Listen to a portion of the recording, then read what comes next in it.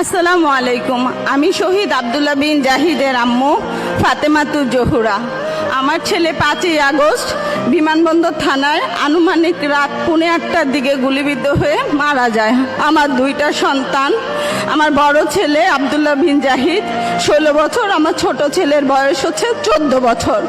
আমার বড় ছেলে মারা যাওয়ার 14 দিনের মাথায় আমার ছোট ছেলের ক্যান্সার ধরা পড়ে, সেটা 3rd স্টেজে। আপাতত আমার ছেলে ট্রিটমেন্টে আছে। সরকার থেকে এ পর্যন্ত আমাকে বা আমার ছেলের জন্য কোনো খোঁজ খবর নেওয়া হয় নাই। এই মার্চের 18 তারিখে আমার হাজবেন্ড ব্রেন স্ট্রোক করে মারা যায়।